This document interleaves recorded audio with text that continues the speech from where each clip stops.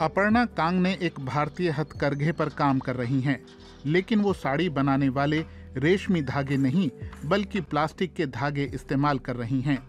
वो पुणे के एक सामाजिक उद्यम इकोकारी में काम करती हैं।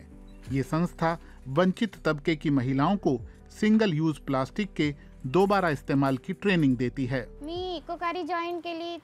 इकोकारी में आने से पहले मुझे नहीं पता था कि हम चिप्स के प्लास्टिक पैकेटों से भी नई चीजें बना सकते हैं। इस प्लास्टिक को काटना भी मैंने सीख लिया है। प्लास्टिक कचरा देश भर से आता है। कर्मचारी उसे अलग कर धुलते हैं और फिर उसे पट्टियों में काटकर उससे कपड़ा बनाया जाता है, जिससे झोले, कुशन कवर और गमले बनाए जाते हैं। 2020 में स्थापित इस कंपनी के 25 कर्मचारी अब तक 20 लाख प्लास्टिक पैकेटों से नई चीजें बना चुके हैं। इकोकारी में मल्टी लेयर्ड प्लास्टिक यानी MLP का इस्तेमाल होता है। प्लास्टिक के अलावा MLP में दूसरी सामग्रियों की परतें भी होती हैं, जैसे कि कागज और धातु। इसी के चलते ये प्लास्टिक रिसाइकल योग्य नहीं रह जाता।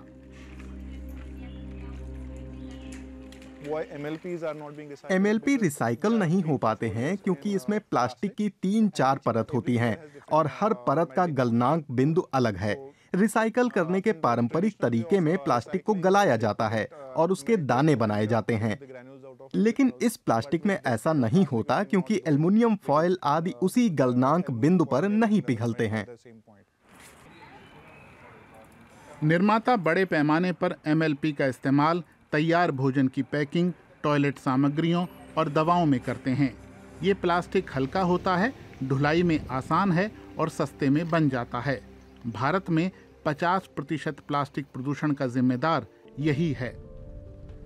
बचपन से ही सुप्रिया भड़कवाड़ प्लास्टिक और दूसरा कचरा बीनती आ रही हैं। भारत में कचरा बीनने वाले लोग लंबे समय से आर्थिक शोषण और सामाजिक कलंक सहते आए हैं। हालांकि पुणे में कचरा प्रबंधन में उनके योगदान को सराहा जाने लगा है।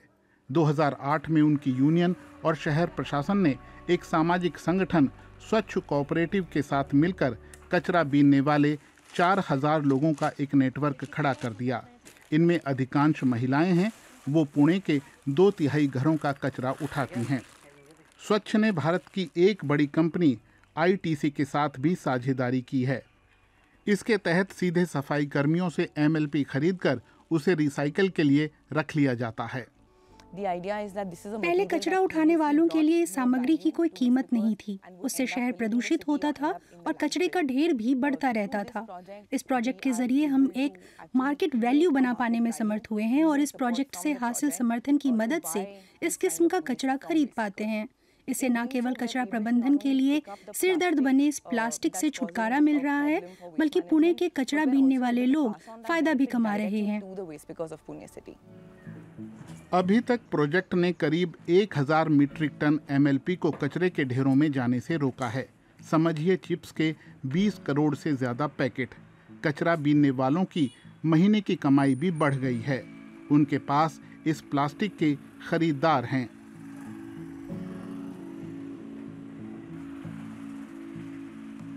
अब तो हम प्लास्टिक के सारे पैकेट बेच सकते हैं। बिस्कुट के पैकेट, चिप्स, चटनी, पार्सल की पैकिंग, सब कुछ। महाराष्ट्र की इस फैक्ट्री के मुताबिक मल्टी लेयर्ड प्लास्टिक के रिसाइकल ना हो पाने की बात एक मिथक है। पिछले 50 साल से यहाँ प्रोसेस हो रहा 40% कचरा MLP का ही है। एक्चुअली MLP हर कोई नहीं कर पाता है। कारण क्या है, इसलिए बहुत कॉस्टली है। ये प्रोसेस बहुत लेंदी भी होता है। जैसे हमारे पास पहले MLP आते हैं, बेलिंग सिस्टम में आते हैं। बेलिंग फॉर्म में आने के बाद उसे हम मशीन के पास अनलोड करते हैं। उसके बेलिंग को तोड़ा जाता है, उसमें से जितने भी रैपर्स वगैरह निकले हैं उसको ग्राइंड किया जाता है। ग्राइंड करने के बाद उसे वॉश आउट किया जाता है। वॉश करने के बाद उसके फिर एग्लोमरेशन किया जाता है। एग्लोमरेशन के बाद उसे प्रोसेस लाइन में लाया जाता है, जहाँ एक्सट्रूशन प्लांट बोलते हैं जिसे, जहाँ पे ग्रैनुल्स के फॉर्म में बनाया जाता है उसका। MLP न सिर्फ कपड़ा बल्कि बेंच, डस्टबिन और टाइलें तक बनाने में काम आता है। लेकिन MLP की रिसाइकलिंग में मेहनत बहुत लगती है और पानी और बिजली की खपत भी बहुत ज़्यादा है। अब भी अधिकांश MLP कचरे में ही जाता है या उसे जला दिया जाता है, जिससे वायु प्रदूषण फैलता है। भारत मल्टी लेयर्ड प्लास्टिक को हटाने के लक्ष्य से अभी दूर है, लेकिन स्वच्छ और इकोकारी जैसे अभियान एक सही रास्ता तो बना ही रहे हैं। हम लोग कचरे को दोबारा इस्तेमाल कर उपयोगी बना रहे हैं, वरना तो वो गंदगी गायों के पेट में जाती है और वो बीमार पड़ती। इधर उधर कचरा भी कम फैलता है।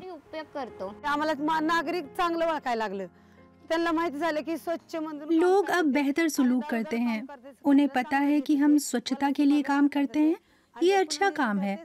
हम कचरे को बीन कर उसे ठीक से रिसाइकल करते हैं। हमारे पास अब एक नई पहचान है, लोग अलग ढंग से देखते हैं हमें। मल्टी लेयर प्लास्टिक की मार्केट वैल्यू ने पुणे में कचरा बीनने वालों की जिंदगी बेहतर कर दी है। अपर्णा कांगने जैसे बुनकरों का काम दिखाता है कि MLP की रिसाइकलिंग हम सब के लिए फायदेमंद है।